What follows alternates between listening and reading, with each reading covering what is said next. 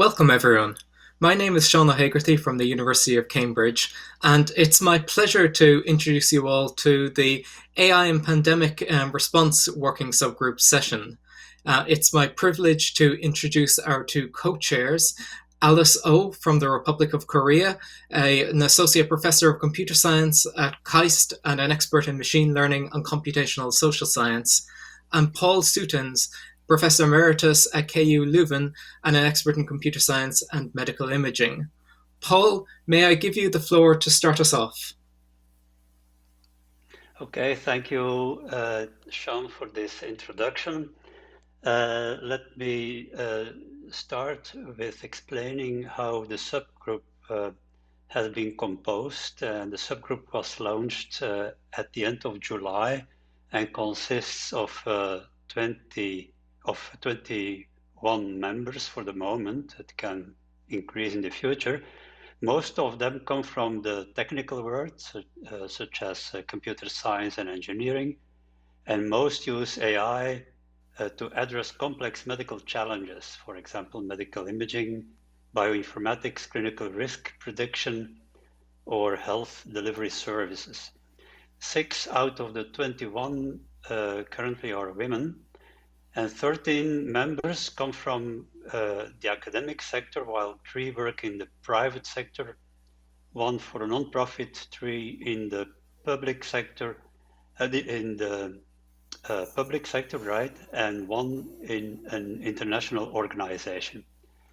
Currently, there are 16 countries or international entities designated members, and these are in alphabetical order: Australia, Canada, the European Commission, France, Germany, India, Italy, Japan, Korea, Mexico, New Zealand, the OECD, Singapore, Slovenia, United Kingdom, and the USA. There are also 2 observers in our group for the moment. Thank you so much, Paul.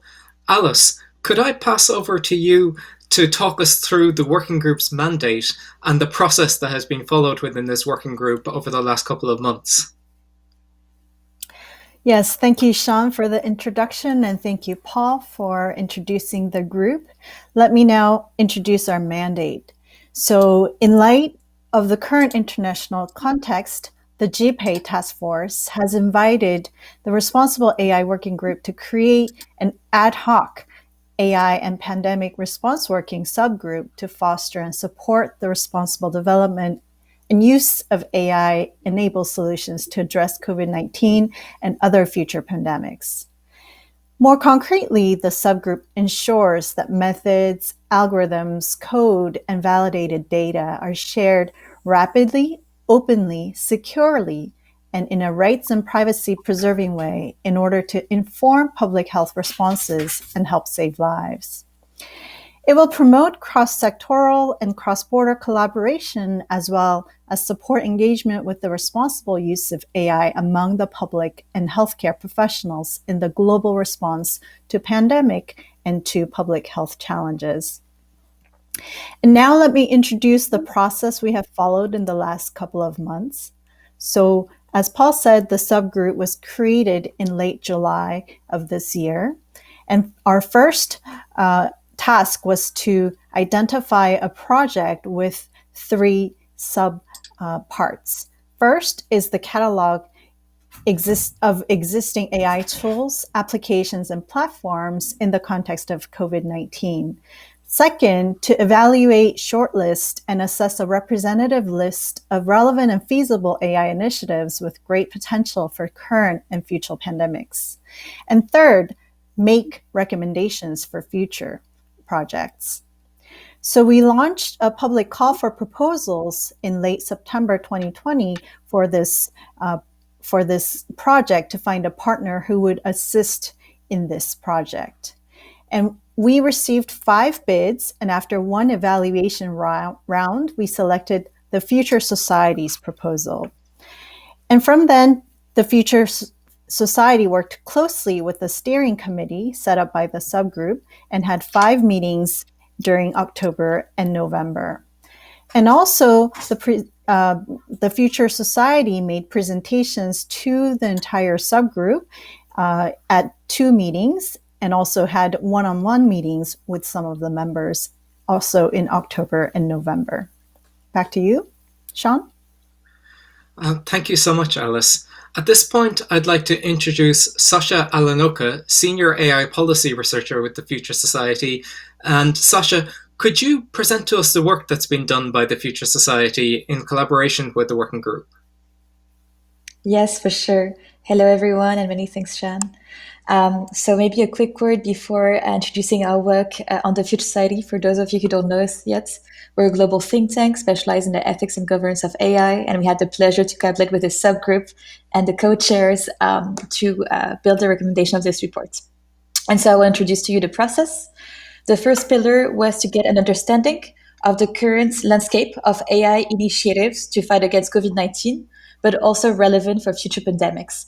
And for that, we leveraged some previous work, which was done by the subgroup, a survey, which already had over 60 initiatives identified, initiated another survey, and also did additional desk research in order to have a representative list of promising initiatives from across the world, which are those 893 initiatives that you see now.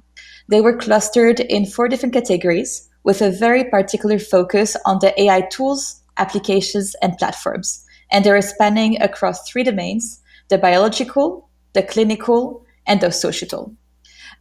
Then we built, in a very iterative process with a steering committee, a criteria assessment framework to be able to evaluate all of those initiatives and to filter the ones that we considered the most promising. And so to do so, we focus on 6 criteria, which is the relevance, availability, adoption, and feasibility, the diversity and inclusiveness, the credibility, the interoperability, and the potential for GPAI to make a significant difference. Based on those 6 criteria, we were then able, in 2 steps, to shortlist the initiatives that we considered the most promising. And so the first step was to shortlist some initiatives based on 2 criteria in a quantitative form. And for this, we also collaborated with some medical and technical experts. And this led to a second stage of the selection process, where this time we did some in-depth analysis quantitatively, where we analyzed all of the 36 initiatives based on 6 criteria. And for this, we conducted some research, some interviews with some project leads, with domain experts, with, of course, members of the working group. And this in-depth analysis gave us 4 common enabling factors, 3 common challenges, and the recommendations that will be presented shortly by our co-chairs. Maybe a couple words on the common enabling factors that we found across those shortlisted initiatives. The first one was their ability to operationalize open sciences. So it's quite unusual, actually, when you consider the sensitive nature of health data, to share it. And of course, there are some constraints, some regulation in place, but there was definitely some efforts to be able to safely, securely still share what was shareable to advance research, some AI models, for example, also. So this was one of the first enabling factor. Then a second one was the level of interdisciplinarity and cross-sectoral collaboration, where really we had some feedback loops between data scientists, biologists, virologists, but also, of course, entrepreneurs. And this was something, a level of cooperation which was fairly unprecedented. Then a third enabling factor was the initiative's ability to fast-track traditional processes, whether it was for to go through peer review processes, to gain funding, to gain access to retrain some algorithm. So this was a third enabling factor. And a fourth one is the relevance and transferability of the AI initiatives, so their capacity of being repurposed and reused in future pandemics. And very quickly, I would like to say a couple of words on the clustering process. So as mentioned, the 94 initiatives of the catalog were spanning across 3 domains: biological, clinical, and social. And so here, this clustering framework helped us map the clusters, but also subclusters, to both be able to map the initiatives of the catalog and the shortlisted one, but also to identify gaps, such as in clinical treatments, like also in epidemiology and public acceptance, and another gap also in decision making and operational management, such as resource allocation. Thank you very much, Sasha, for this overview. At this point, I'd like to turn back to Paul, if I may. Paul, could you present to us the 4 main recommendations coming out of the work so far? Yeah, okay. So from the study that TFS did, there were 4 main recommendations that came out. And actually, these recommendations were to resolve, so their aim was to resolve the common challenges that were detected by TFS in the catalog. And so it's not surprising that these recommendations will be very parallel to the challenges detected. The first main recommendation was and is to co-shape a global health data governance framework to help overcome ethical and legal barriers, and that should be done in collaboration with the Data Governance Working Group. The second one is giving support to a central portal to fast-track cross-sectoral and interdisciplinary research and have access to reliable data. And I know, and we know that there are many such portals and repositories today, but there is still no single entry point to pandemic-related information. The third recommendation is to address current gaps, such as social acceptability of AI initiatives and drug treatments, and technology in general. And the fourth one is to set up one or more task forces for immediate challenges. The population should be correctly informed about vaccines, know what fake news is, and in particular, also be well informed about AI technology.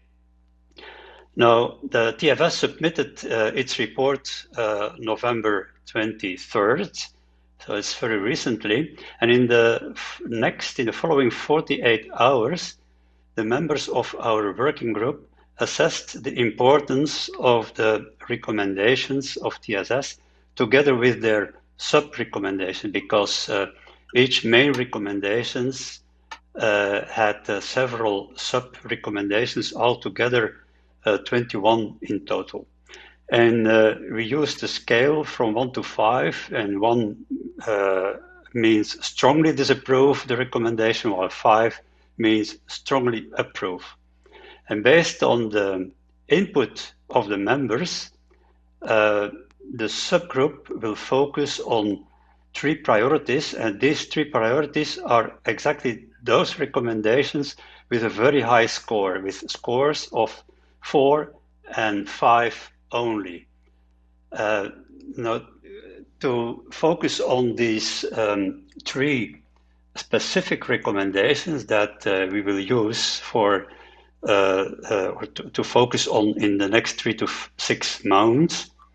The first one is to help overcome ethical and legal barriers, and the work group should collaborate with other working groups to facilitate the development of a global health data governance framework that will help foster the development of tools that utilize medical data and AI for drug discovery and clinical treatment.